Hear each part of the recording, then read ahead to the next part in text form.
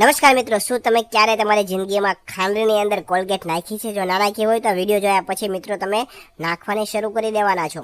મિત્રો આજે આપણે એક જોરદાર ઉપાય કરવાનો છે. એટલે તમારે શું કરવાનું છે કે તમારે વાટકી લેવાની છે ને તેની અંદર તમારે થોડી એવી ખાંડ નાખવાની છે. ત્યારબાદ હવે આ ખાંડની અંદર તમારે મિત્રો કોલગેટ એટલે કે ટૂથપેસ્ટ જે હોય સફેદ એ તમારે તેની અંદર થોડી ઉમેરવાની છે.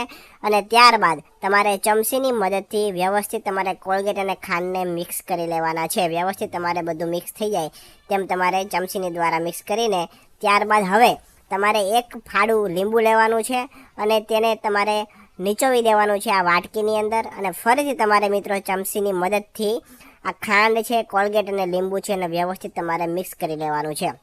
આટલું થઈ જાય પછી હવે તમારે એક ચમચીની અંદર થોડા બેકિંગ સોડા લેવાના છે અને એ પણ તમારે આની અંદર નાખી દેવાના છે. ફરીથી તમારે ચમચીની મદદથી વ્યવસ્થિત બધું મિક્સ કરી લેવાનું છે.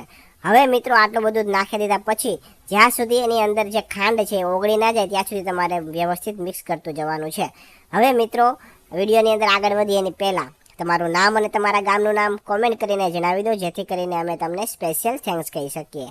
તો મિત્રો લાસ્ટ વિડીયોનું સ્પેશિયલ થેન્ક્સ રતિલાલ પટેલને કડીથી, વિનોદભાઈ જોશીને નંદુરબારથી, શોભાબેન જૈનને યાદગીરી કર્ણાટકથી, પ્રવીણસિંહ સિંઘને પાદરાથી, દીપાબેન ચૌહાણને સુરતથી, ભૂપતભાઈ રાઠોડને કોડીનારથી, જયપ્રકાશ બ્રહ્મભટ્ટને ભાયલીથી, પંકજભાઈ સોલંકીને તારાપુરથી, બાબુગીરી ગોસ્વામીને પ્રાંતિજથી અને લાલભાઈ મેવાડાને સાવરકુંડલાથી જાય છે. મિત્રો તમે પણ તમારું નામ કોમેન્ટ કરીને જણાવી દો, જેથી કરીને અમે તમને સ્પેશિયલ થેન્ક્સ કહી શકીએ.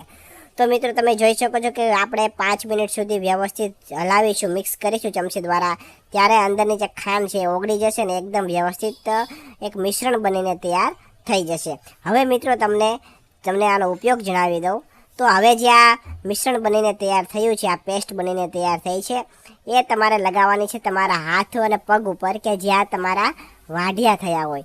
જે લોકોને પગમાં અને હાથમાં વાઢિયા પડતા હોય, ચીરા પડતા હોય અને મળતા ન હોય તો તમારે મિત્રો આ મિશ્રણને તેના ઉપર લગાવવાનું છે. અને તમારે જૂનું કોઈ ટૂથબ્રશ હોય એના દ્વારા તમારે 1 થી 2 મિનિટ સુધી તમારે ઘસવાનું છે આ વાઢિયા ઉપર.